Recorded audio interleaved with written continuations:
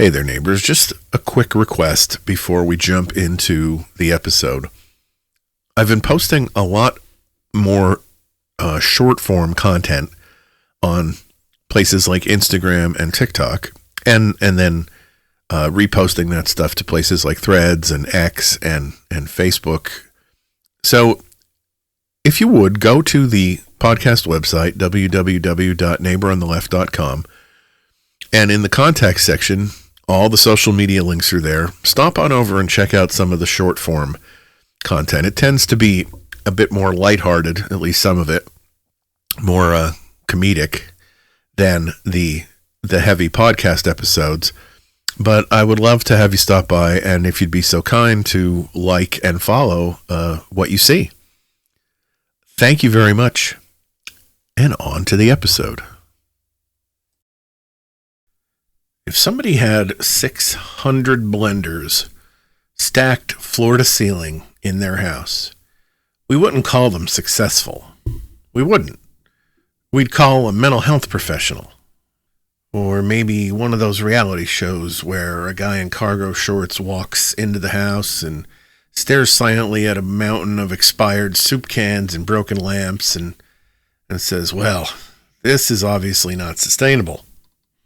Because we instinctively understand there's a point where accumulation stops making sense. There's a point where having more stuff no longer improves your life in any meaningful way.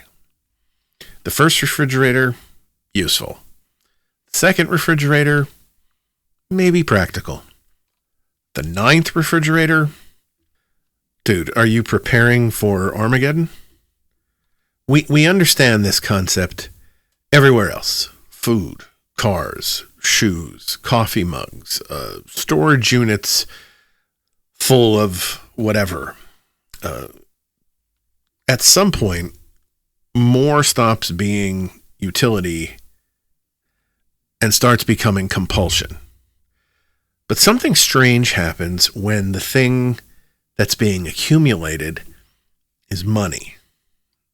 Especially extreme amounts of money. Suddenly, people stop asking whether the accumulation still serves any human purpose at all. And not only do many people stop questioning it, strangely enough, a lot of people actively defend it, like aggressively. You can have more wealth than entire countries, more money than millions and millions of people combined, enough resources to fundamentally alter the lives of staggering numbers of human beings, and large sections of society will still react to criticism like somebody just insulted their favorite sports team. And here's the thing. This episode is not about whether successful people should exist. It's not about whether innovation is good. It's not about whether ambition matters. Of course, those things matter. This episode is about something deeper than that. It's about the law of diminishing returns. It's about billionaires. It's about greed. It's about empathy. And it's about why a society that can instantly recognize unhealthy hoarding in almost every other context suddenly develops a philosophical amnesia the second the hoarding takes the form of stock portfolios and net worth charts.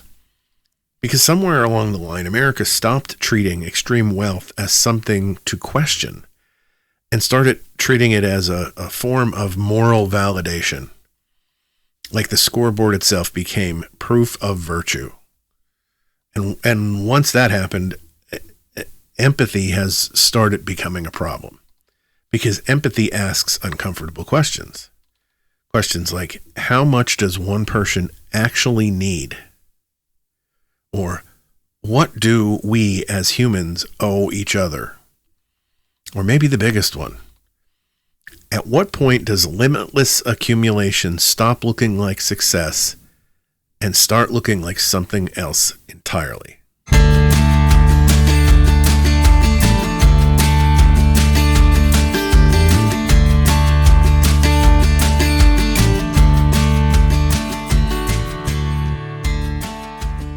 Hello, neighbors. You're listening to a Friday edition of Back Porch Files from your neighbor on the left. A podcast about liberal politics, human decency, and life on the blue side of America's ideological divide. My name is Don Spielis, your opinionated host. And today we are talking about something called the law of diminishing returns.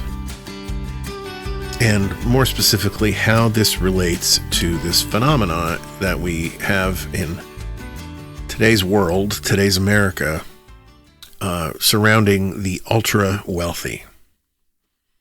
So before we go any further into the concepts of billionaires and greed and Elon Musk and all the rest of it, we need to talk about the actual economic idea sitting underneath this entire conversation.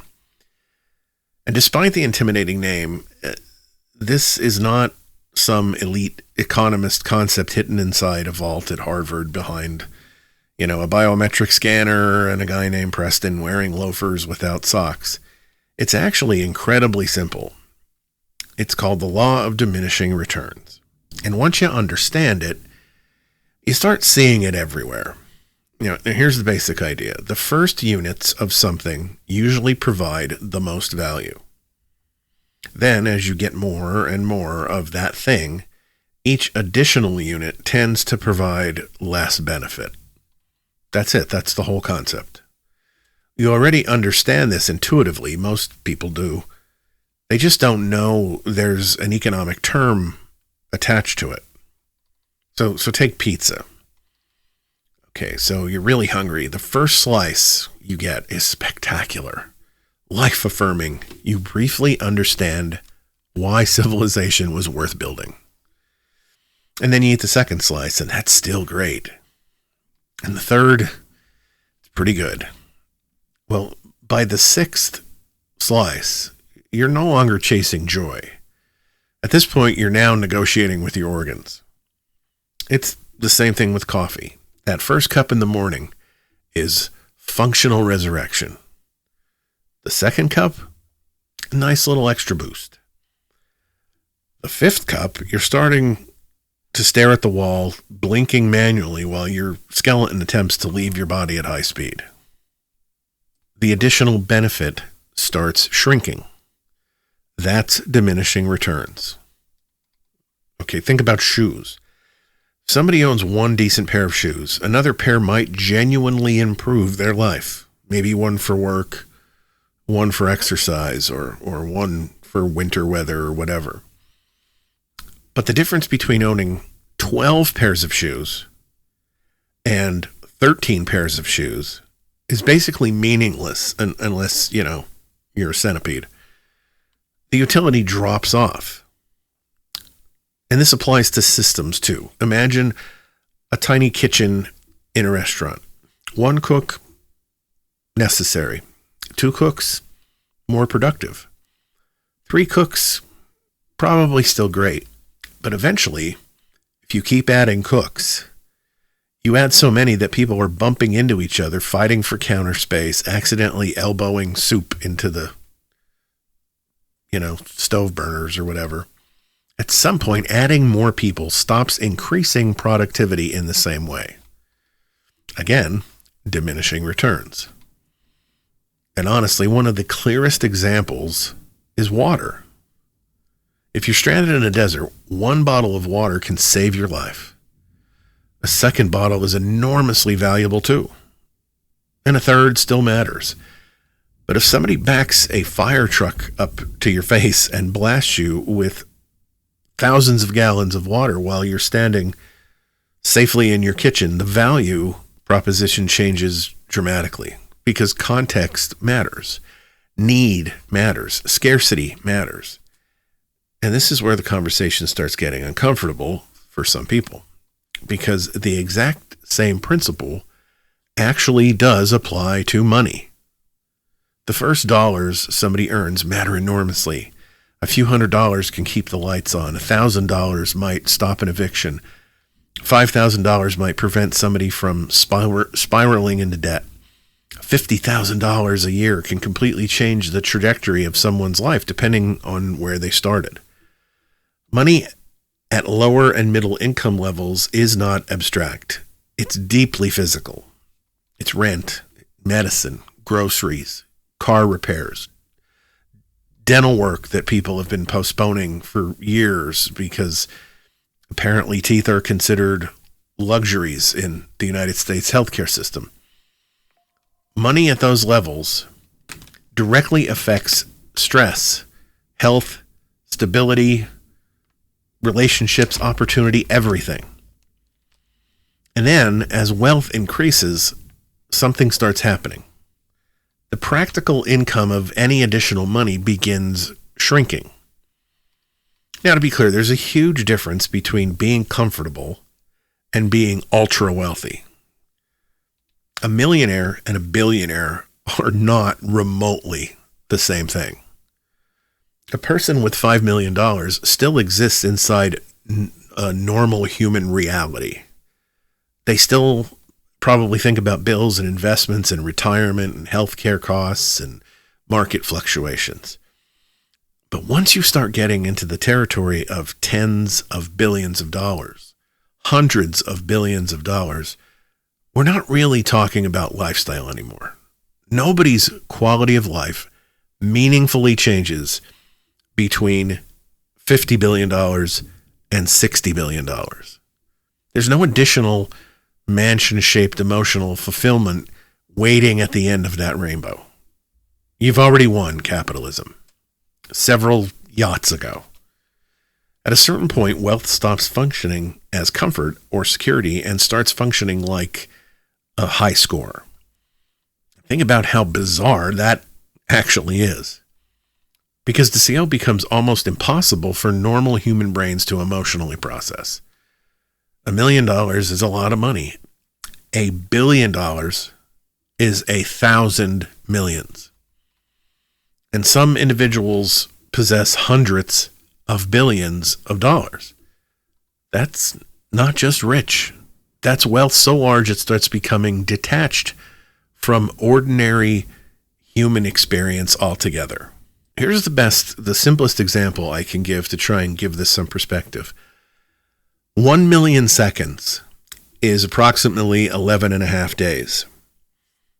1 billion seconds is about 31 and a half years. Now, multiply that by 50 or 150. But as I said, the average person doesn't grasp that difference. And culturally, we often treat all wealth accumulation as equally meaningful. Like more is always inherently better forever and ever. But the law of diminishing returns tells us something very important. Beyond a certain point, additional accumulation creates smaller and smaller practical benefits for the individual who's holding it. And once you start to wrap your mind around that, you start asking a very uncomfortable follow-up question. If the additional benefit to the billionaire keeps shrinking, why does the system continue funneling so much money upward anyway? All right, so now we've started looking at extreme wealth through that lens of diminishing returns. And now another question naturally starts creeping into the room, like a raccoon that figured out how to open your back door. Why do we recognize excessive accumulation as unhealthy in almost every other context, but not when the thing being accumulated is money? Seriously, think about how we talk about hoarding in other circumstances. If somebody had 300 lawnmowers piled across their property, we would not describe that person as high achieving. If somebody filled their house, with toasters or 4,000 plastic forks, enough unopened air fryers to, survive the collapse of modern civilization, nobody would look at that person and say, wow, what a disciplined entrepreneur. We'd assume something had gone psychologically sideways. Because most people instinctively understand that there's a difference between owning things and compulsively accumulating things far beyond any realistic use. We understand this with food. We understand it with junk. We understand it with storage units. We understand it with those people on the reality TV shows that have 17,000 newspapers stacked in a hallway because they're going to read them eventually. There's a point where accumulation stops serving life and starts consuming it. And here's the thing. I'm not saying wealth is literally identical to hoarding old microwaves or, 47 broken vacuum cleaners. Money is different. That distinction does matter. Because money is not just stuff. Extreme wealth equals stored power. That's the critical difference. Money at that scale, the scale that we've been talking about, becomes ownership, leverage, influence, access, political power, market control. A billionaire is not just a person with a bigger house. A billionaire can influence media ecosystems. They can shape labor conditions. They can fund political campaigns. We've seen that. They can lobby governments. We've seen that too. They can influence public narratives. They can buy competitors.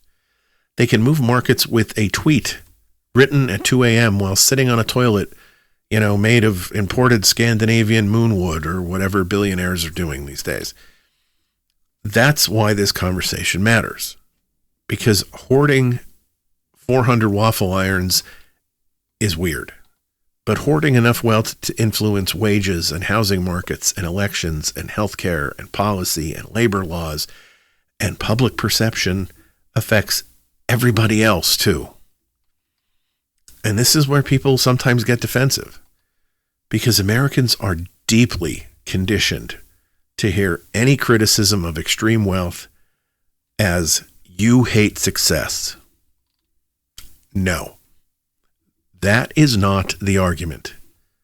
The argument is about proportionality, about utility, about limits, about whether infinite accumulation should automatically be treated as morally admirable, regardless of scale or consequence. Because here's what's strange. If somebody told you they needed their third private jet in order to feel emotionally secure, most people would quietly think, "Oh man, that does not sound healthy." But if someone says they need another $10 billion while fighting against higher wages, unions, healthcare expansion, or taxes that would barely affect their lifestyle at all, suddenly parts of society start reacting like questioning that as some sort of communist manifesto. And I think part of the reason this happens is because money carries moral symbolism in America. We don't just see wealth as resources, we see it as evidence of intelligence, discipline, work ethic, talent, worth, which means once somebody becomes rich enough, people often stop evaluating what they're doing and just start assuming, well, they must deserve it. And that's how you end up with a culture where someone can accumulate wealth beyond human comprehension, while millions and millions of people struggle to afford insulin, housing, childcare, retirement, and a huge number of ordinary people will still instinctively defend the billionaire before they defend the struggling worker. And that just seems remarkably bizarre to me. A person working 2 jobs, living paycheck to paycheck, drowning in medical debt, will sometimes passionately argue against policies that might materially improve their own life because they've become emotionally attached to the mythology of extreme wealth. And we'll get deeper into that psychology later, because honestly, that may be one of the most fascinating parts of this entire conversation. But before we even get there, there's a more immediate point that matters. Nobody becomes that wealthy in isolation. Nobody. No billionaire emerges from the wilderness carrying $1 trillion corporation they handcrafted, out of, a tree and their own determination. Extreme wealth is not created in a vacuum. It is built inside systems maintained by millions of other people. And this right here is probably the part of the conversation that bothers defenders of extreme wealth the most, because when you start pulling at this thread, the mythology begins falling apart a little bit. Not entirely, but enough to make people uncomfortable. Because America absolutely loves the idea of the completely self-made billionaire, the lone genius, the rugged visionary, the brilliant outsider standing against the world, armed only with intellect, grit, and, maybe a black turtleneck. We love that story. Hollywood loves that story. Business media loves that story. Podcast bros love that story. And to be fair, talent matters. Of course it does. Drive matters. Intelligence matters. Willingness to take risk. Innovation. It all matters. Of course it does. Nobody's arguing that successful people contribute nothing. But here's the thing. There is a massive difference between someone worked hard and built something successful and someone created unimaginable wealth entirely on their own. Those are not the same claim. Not even close. Because nobody becomes a billionaire alone. Nobody. Society built the launch pad. And once you start really thinking about what that means, it changes the entire conversation. Take infrastructure. Every massive corporation in America depends on systems that the public helped build and helps maintain. Roads, bridges, ports, air traffic control, electrical grids, water systems, internet infrastructure, shipping networks. Amazon doesn't function without roads. Tesla doesn't function without highways. Walmart doesn't function without transportation infrastructure.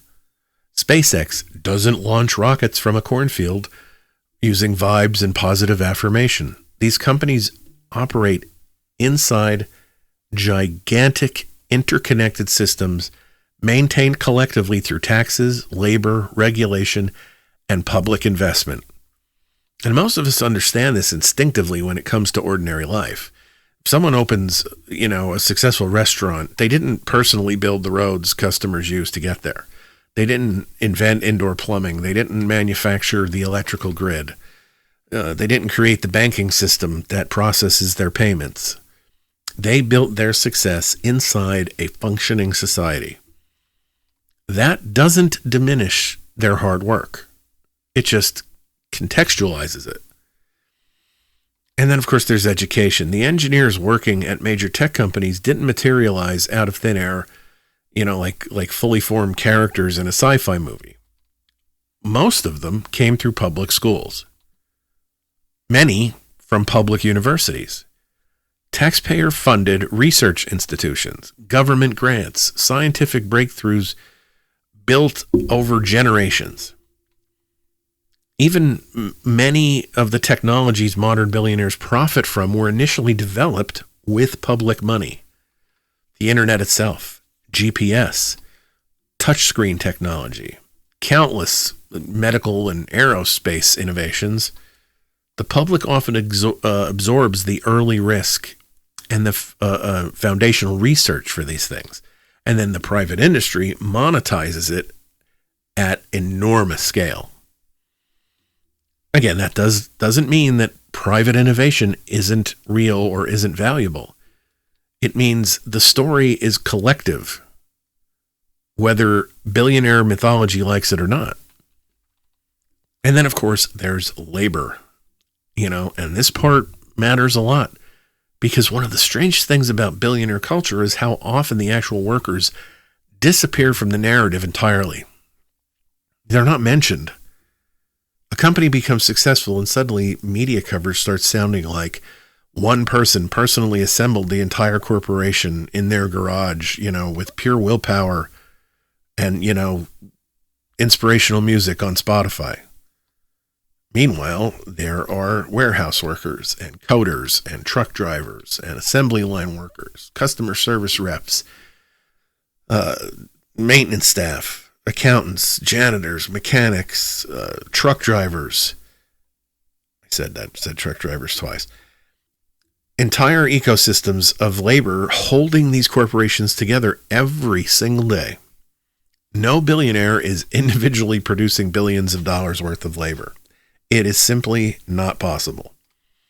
Extreme wealth at that scale is almost always the result of organizing, directing, owning, and extracting value from enormous systems involving countless other human beings.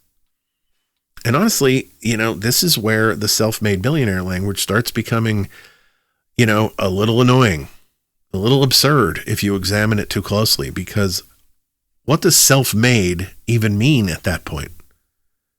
Do they mine the materials themselves? Do they build the roads and refine the fuel, manufacture every component, teach every engineer, transport every product? No. They operated inside one of the largest cooperative social systems in human history. And there's another layer people often ignore. The consumers. Billionaires require massive public participation. You do not become extraordinarily wealthy without millions of ordinary people buying your products, using your services, investing money, creating demand and participating in whatever market you're in. Which means the public is not merely observing wealth creation from the sidelines. The public is actively participating in it. And then, we can't forget government support. This is where things become especially ironic, because many of the same billionaires who talk endlessly about their rugged individualism and government getting out of the way and how that benefits them actually benefited from subsidies and tax incentives and bailouts, government contracts, deregulation or regulation, depending on the specifics, public funded research, infrastructure spending. And look, this isn't even necessarily corruption in every case. I mean, there's certainly a lot of that, but sometimes governments intentionally support industries that they want to grow. Electric vehicles, aerospace, energy, technology in general. All of that is normal and expected. But it completely undermines the fantasy that these fortunes emerged independently from society itself. They didn't. Society built the launch pad. And once you really absorb that idea, the conversation around taxation starts sounding very different. At least it does to me. Because now the question becomes, if society played a massive role in creating extreme wealth, why is it considered outrageous for society to expect something substantial in return? And honestly, there may not be a better modern example of this entire conversation than Elon Musk. Because Musk has become something much larger than a businessman at this point. He's become, mythology. To supporters, he's like Tony Stark, but he owns Twitter and he seems to have insomnia. To critics, he's a billionaire ego wrapped in meme culture and ketamine usage, or at least the headlines that claim it. But regardless of where somebody lands on him personally, he's an incredibly useful case study because his empire sits directly at a big intersection. Innovation, government support, public infrastructure, labor, celebrity culture, wealth concentration, and of course, political influence. Now, to be fair, right out of the gate, Musk clearly is talented at certain things. He's very good at generating attention. He's very good at branding. He's very good at creating ambitious narratives around technology. And by most accounts, he has played meaningful roles in pushing industries like electric vehicles and private aerospace forward faster than they otherwise may have moved. And pretending otherwise just weakens the argument. But here's the thing. Talent alone does not create hundreds of billions of dollars. It just doesn't. Because if individual brilliance were enough by itself, every brilliant scientist, engineer, teacher, doctor, researcher, whatever, in America would be living in a mansion. That's not how wealth accumulation works. Musk's success exists inside systems, massive systems. So take Tesla. Tesla benefited enormously from government incentives tied to electric vehicles. Federal tax credits helped encourage consumers to buy EVs. States offered incentives. Governments invested heavily in clean energy transitions that created favorable market conditions. And again, none of this is scandalous by itself. Governments often subsidize industries they want to encourage. That's normal economic policy. But it matters because the mythology surrounding billionaire success often leaves this part out altogether. The story gets simplified into genius man invents future through sheer determination.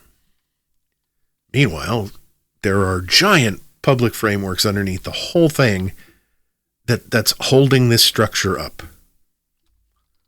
Okay, and then there's SpaceX. Now look, SpaceX genuinely has accomplished impressive things.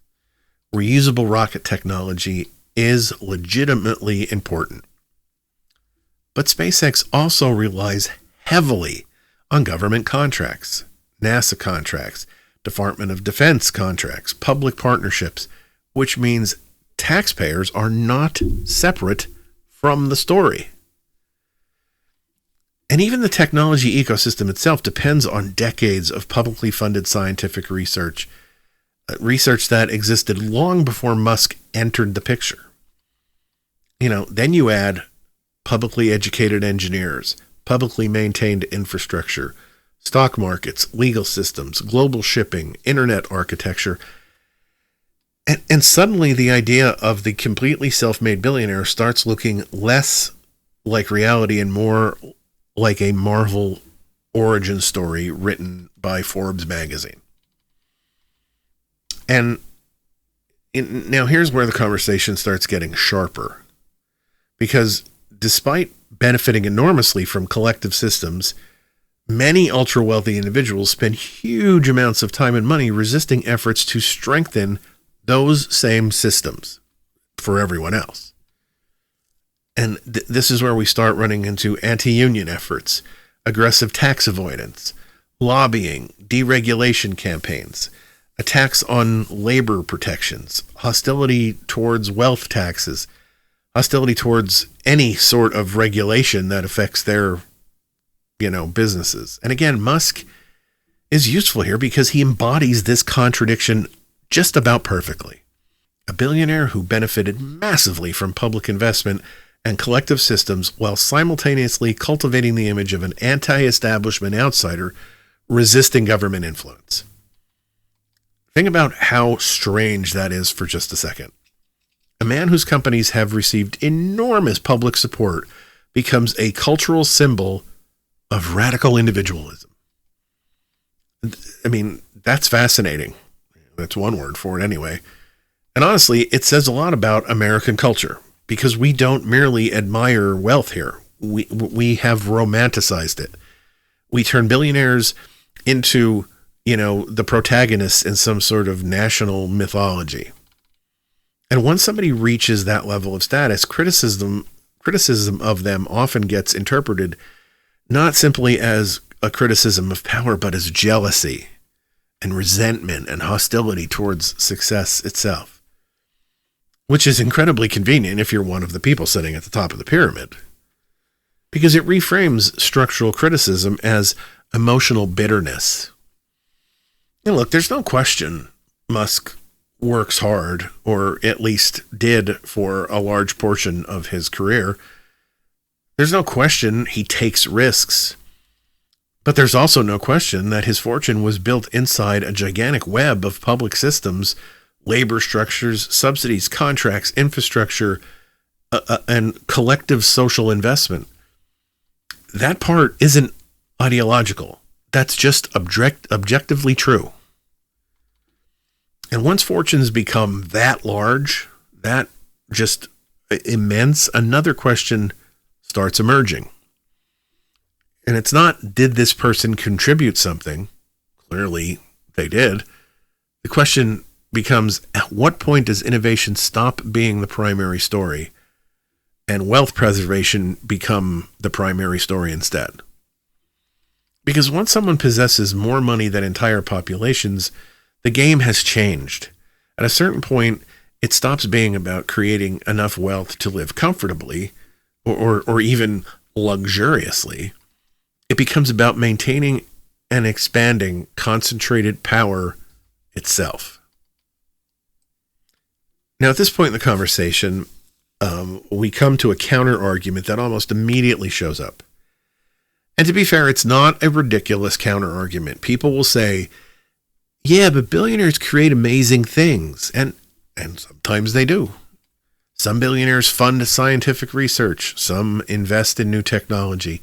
Some build companies people genuinely use and enjoy. Some donate enormous sums of money. Some support medical research or disaster relief or educational programs or, environmental causes. All of that can be true. This conversation gets way less interesting if we pretend reality is not reality. So we're saying that is true. The issue is not whether billionaires are capable of doing beneficial things. Obviously they are. The issue is whether those beneficial things justify limitless accumulation and concentration of wealth and power. Those are two different conversations.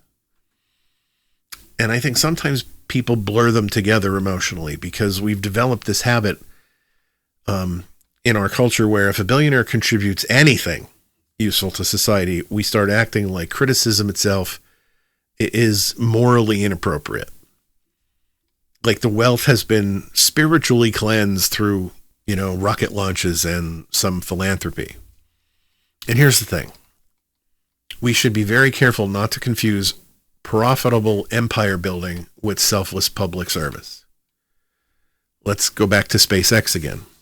SpaceX is, it absolutely contributes to aerospace innovation.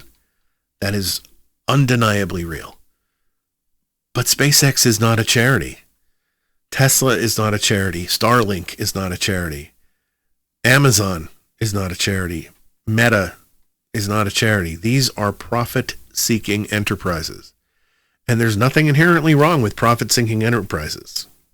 But let's not pretend billionaires are wandering the earth, like sci-fi monks sacrificing themselves for humanity while, subsisting entirely on moral purity and protein bars. These companies exist to generate enormous amounts of wealth and market power.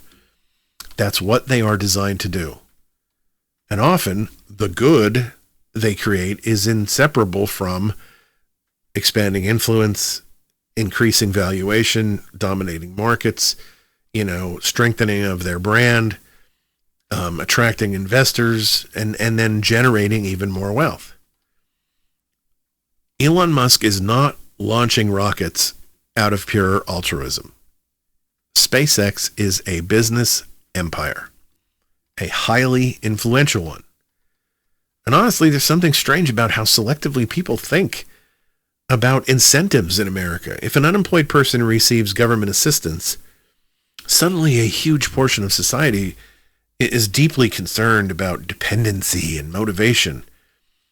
But when billionaires receive subsidies, tax incentives, public contracts, favorable regulations, massive public investment, while they're accumulating fortunes that are beyond comprehension, a lot of those same people suddenly become much less worried about the incentives. It's very interesting how that works. And then there's philanthropy. This part gets emotionally complicated because people genuinely want to believe extreme wealth naturally circles back to public good. It feels comforting. Like eventually the king will return from the castle and distribute bread to all the villagers. But when you really examine billionaire philanthropy at scale, it starts looking more complicated. Because first of all, many philanthropic donations represent a minuscule fraction of these outrageous fortunes. And the numbers get so absurd that normal humans struggle to process them accurately in their brains. If an ordinary person donates 5% of their income to charity, most people would sincerely call that generous. And honestly, it is.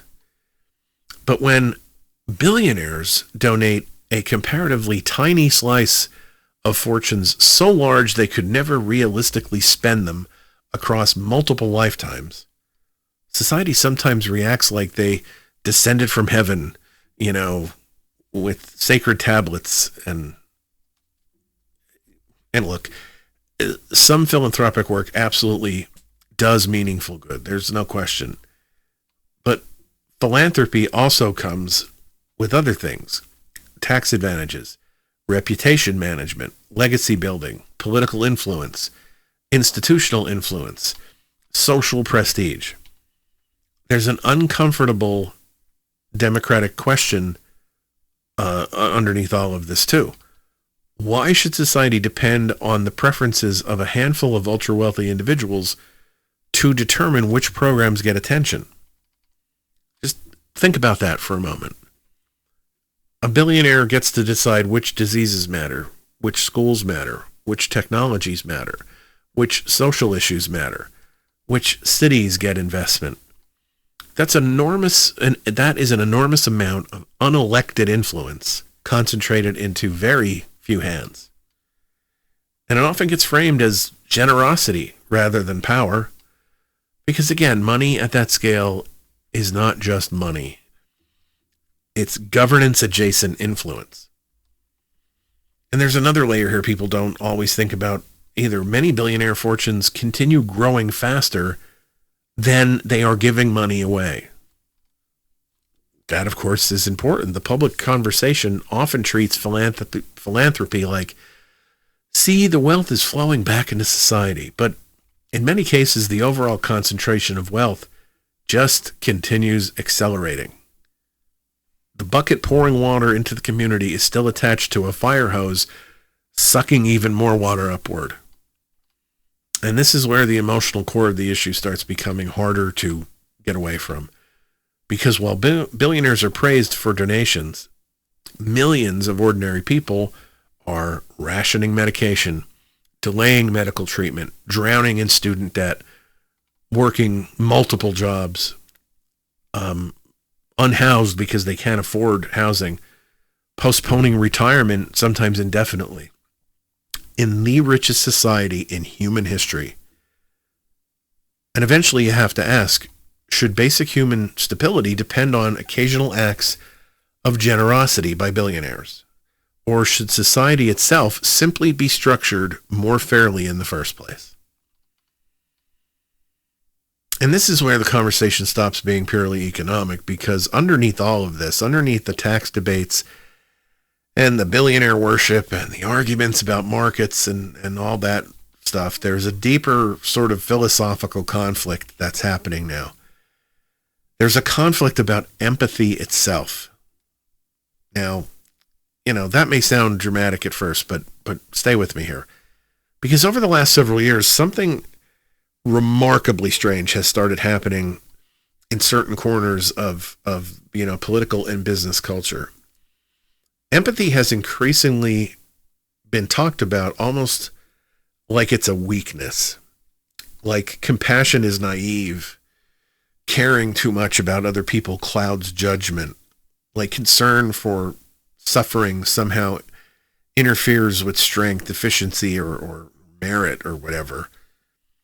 And probably the clearest modern example of this came from Elon Musk himself, who said in an interview, the fundamental weakness of Western civilization is empathy. Now, of course, he later clarified that he believed empathy could be manipulated or exploited. A lot of that came across as, a reaction to the reaction of his initial statement. But anyway, to be fair, there is a version of empathy that can become irrational or self-destructive if it completely overrides every other consideration. I mean, of course, there is such a thing as too much of a good thing. But that's not really the larger cultural conversation that's happening here. The larger conversation is about whether empathy itself has become inconvenient to systems built around extreme inequality. Because empathy naturally asks uncomfortable questions. If you see someone working full-time and still unable to afford health care, empathy asks why. If you see families choosing between rent and medication, empathy asks why. If you see people, working 3 jobs while executives accumulate fortunes larger than the economies of nations, empathy wants to know why. Empathy destabilizes the narratives that insist massive inequality is entirely fair and natural and deserved. That's why this matters. Because once society starts glorifying ruthless accumulation strongly enough, compassion itself starts getting reframed as weakness. And you can actually hear this shift in the language that gets used. Terms like handouts, deserving, makers versus takers, weakness, dependency, survival of the fittest. The framing becomes deeply moralized. Success becomes evidence of virtue, and struggle becomes evidence of failure. And once you stop to absorb that worldview, empathy becomes a threat because empathy complicates the story. Empathy reminds people that circumstances matter. Systems matter. Luck matters. Health matters. Educational opportunities matter. Opportunities in general. Empathy interferes with the fantasy that everybody exists on some perfectly level economic playing field where outcomes are determined solely by grit and discipline. And honestly, this is where some forms of billionaire culture start becoming, almost spiritually strange. Because we increasingly celebrate traits that in ordinary human relationships most people would find deeply concerning. Extreme self-interest, emotional detachment, obsession with domination, endless accumulation, viewing human beings primarily through whether they're productive or not. If your neighbor behaved this way on a personal level, most people would probably think, man, that guy seems like a dick. But wrap that same mentality in stock valuations and media branding, and suddenly it becomes the alpha mindset. And meanwhile, ordinary people out here are crowdfunding insulin. I mean, I throw that word dystopian around. I've used it quite a few times in this podcast, but what other word fits it better? People in the richest country on earth are passing digital donation jars around online so strangers can afford medication, while individuals possess wealth beyond historical comprehension. And if empathy makes you uncomfortable with that contrast, well, I would say empathy is functioning correctly. Maybe the discomfort is the point, because empathy is not merely about being nice. Empathy is what allows societies to recognize suffering as socially relevant. Without empathy, inequality simply becomes just background scenery, just numbers. And this is why I think the empathy is weakness rhetoric matters a lot. Because once compassion itself is reframed as a flaw, it becomes easier to justify pretty much anything.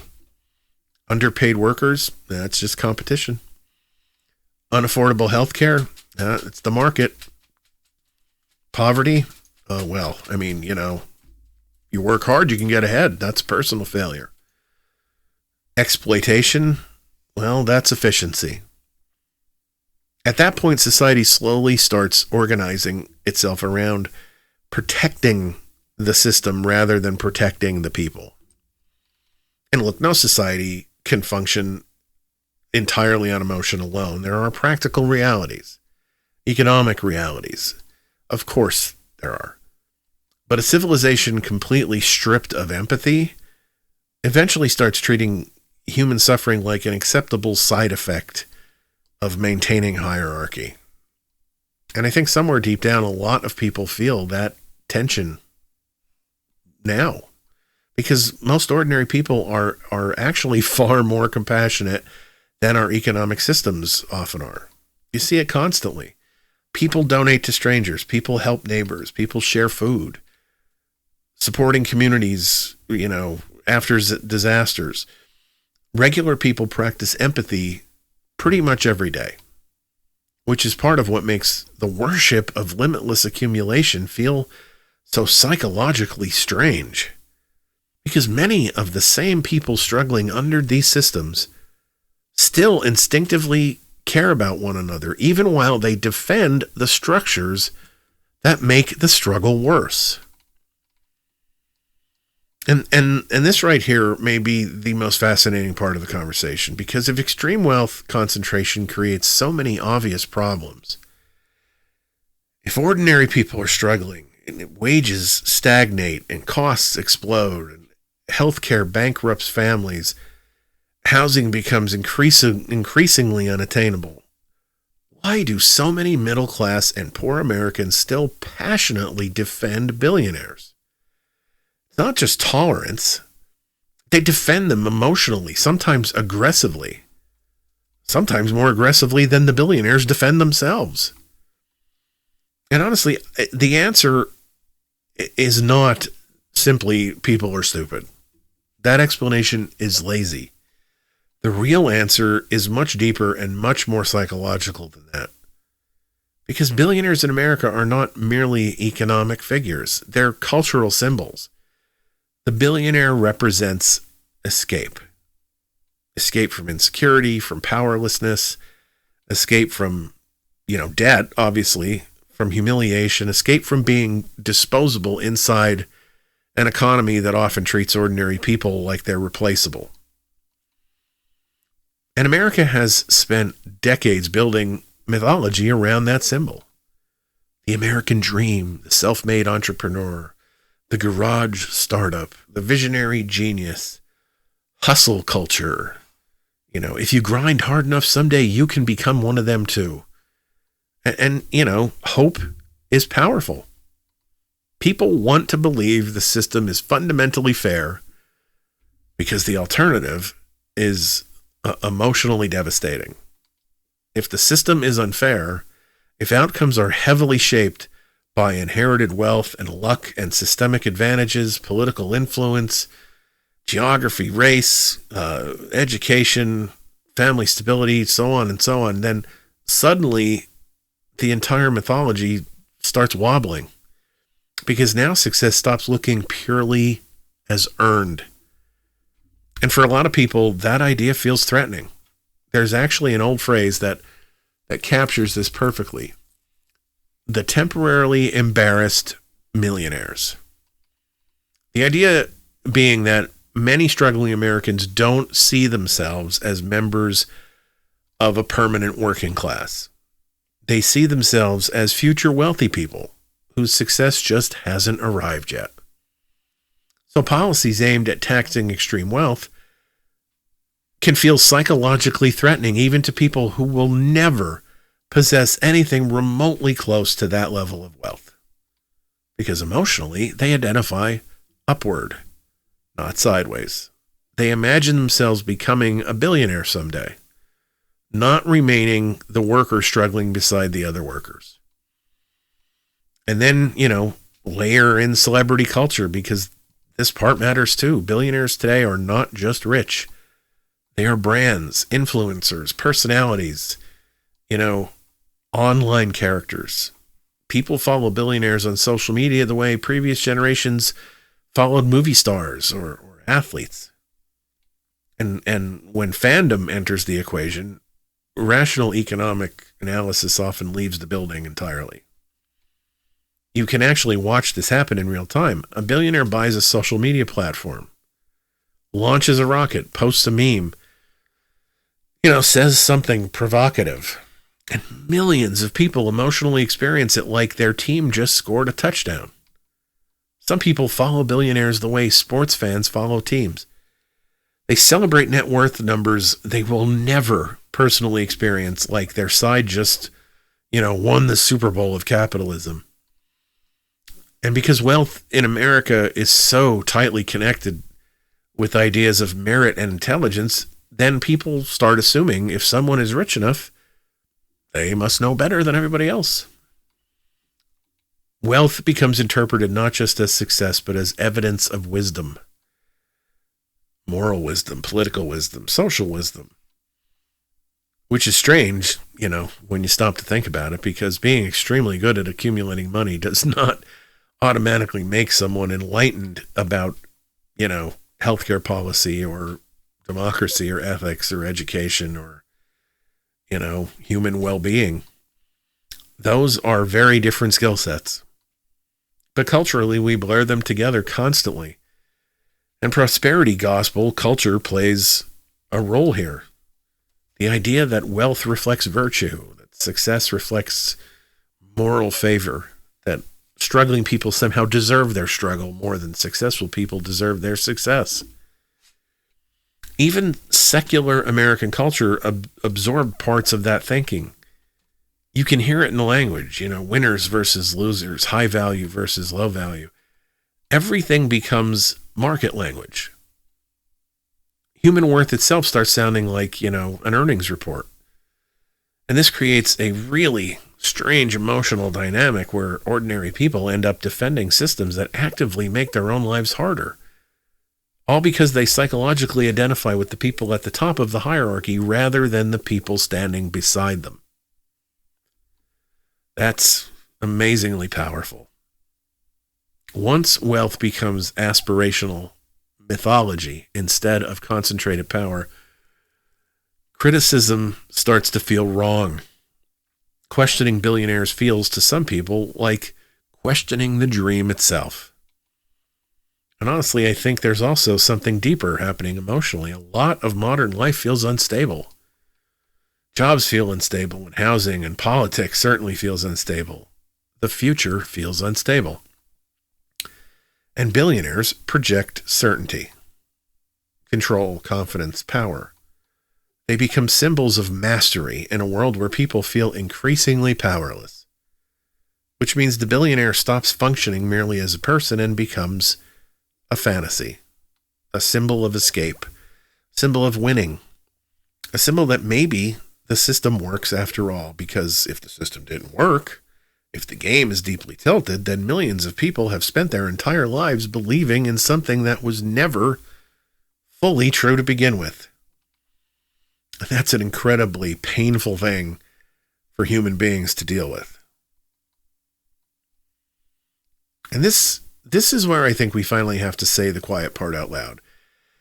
At a certain point, this stops being about success. It stops being about motivation, security, comfort, or rewarding hard work. At a certain point, it's just greed. And I know some people immediately recoil at that word because America has trained us to treat almost any moral criticism of extreme wealth, like it's some sort of blasphemy. But seriously, what else are we supposed to call it when somebody possesses more wealth than, certain continents, while fighting against policies that would materially improve the lives of ordinary people at very, very little meaningful cost to themselves? What else do you call endless accumulation for its own sake? Because there's a difference between wanting stability and wanting success or comfort or luxury and wanting infinite expansion no matter the consequences. Those are not the same thing. A person wanting a nice house is normal. A person wanting, financial security is normal. A person wanting to enjoy the rewards of hard work is infinitely normal. Most people are not angry that wealthy people exist. That's not the issue. The issue is scale without limit. The issue is concentrated power so large that it starts reshaping democracy and everything inside it: labor conditions, housing markets, media narratives, public policy. The issue is refusing limits while society at large struggles around you. And honestly, I think the law of diminishing returns becomes morally crucial here. Because remember, the first dollars matter enormously. Money can save lives and reduce stress and create opportunity and protect families. But once someone reaches wealth levels so extreme that additional billions no longer meaningfully change their quality of life, the moral equation has to change. Because now the accumulation itself is no longer solving any human need. It's just preserving hierarchy, protecting status, winning the game harder after you've already won the game. And look, nobody actually needs $100 billion. Not in any practical human sense. That statement shouldn't be controversial. There is no human lifestyle requirement that suddenly activates at $1 billion number 93, like, oh yes, now I may finally achieve inner peace through my 7th mega yacht. At those levels, wealth is just abstract. Unfortunately, the consequences are not abstract. Resources are finite. Political attention is finite. Housing is finite. Healthcare access is finite. And when enormous amounts of wealth concentrate upward indefinitely, that concentration affects everybody else downstream. That's why this conversation matters. And this is also why I think some defenders of extreme wealth instinctively pivot towards they earned it. Maybe. Some probably did create extraordinary companies. Some probably did contribute enormously, but earning something and society having the right to regulate or tax it are not mutually exclusive ideas. We already accept this principle everywhere else. Nobody says, well, you earned your income, so roads shouldn't exist. Or you earned your property, so fire departments shouldn't be functioning anymore. Civilization itself is collective. That's the entire point. And honestly, one of the strangest things about modern billionaire culture is how often limitless accumulation gets framed as inherently virtuous, regardless of their actual behavior. If a billionaire spends enormous amounts of money crushing union efforts or avoiding taxes or lobbying against healthcare expansion, resisting higher wages, we're still often culturally encouraged to admire that. As though the scoreboard wipes away every other moral question. I think that's backwards. That's backwards. Because wealth is not morality. Net worth does not equal character. And a society that starts confusing the two eventually loses the ability, to meaningfully critique power at all. The issue isn't that billionaires own nice things. The issue is that some individuals possess more wealth than massive amounts of populations, while millions of people struggle to survive. Again, in the richest country in human history. The issue is that workers are told there's no money for healthcare, childcare, housing assistance, infrastructure, or higher wages, while unimaginable fortunes continue concentrating upward year after year. The issue is that ordinary people are constantly asked to accept sacrifice and austerity and, economic realism, while the wealthiest people in society often fight tooth and nail against even the slightest reduction in their own accumulation. And eventually, at some point, we have to stop pretending that this is just ambition. At some point, it becomes, pathological. Not because success itself is immoral, but because endless accumulation, while society deteriorates around you, reflects a worldview where people, having more forever becomes more important than whether other humans get to live with dignity. And I don't think empathy is weakness for recognizing that. I think empathy is the thing preventing society from completely losing its mind. And maybe that's really what this entire conversation comes down to. Not whether successful people should exist, not whether innovation matters or whether ambition is good. Of course, those things matter. Human beings build things, create things, invent things. They take risks. They push civilization forward. That's not the problem. That's not the issue. The problem is what happens when accumulation itself becomes untethered from any meaningful human purpose. Because the law of diminishing returns is not just an economic principle. It's almost a philosophical warning. The first dollar improves lives dramatically. The first comforts matter enormously. Security matters, stability matters. But eventually the curve changes. And at some point, more stops meaningfully improving the life of the person at the top, while the absence of that resource continues profoundly affecting the lives of the people at the bottom. That imbalance matters morally, whether some people are comfortable admitting it or not. And honestly, I keep coming back to the toaster analogy because it sounds ridiculous at first until you realize it really does expose something strange in our culture. If I owned 100 toasters, people would look at me and say, why? Not because we hate toasters, not because we resent kitchen appliances, but because we instinctively understand there's a point where accumulation no longer serves any rational purpose. But somehow when the accumulation takes the form of stocks and investments and money, people suddenly stop asking that same question. Sometimes they even celebrate the excess itself. And maybe part of that is because America has spent a very long time turning wealth into mythology, turning billionaires into symbols of freedom and strength and virtue. Wealth isn't virtue, and markets are not morality. A person can be brilliant and greedy at the same time, innovative and exploitative at the same time, talented and dangerously self-interested at the same time. Human beings are complicated and systems are complicated, but one thing seems pretty simple, at least, it does to me.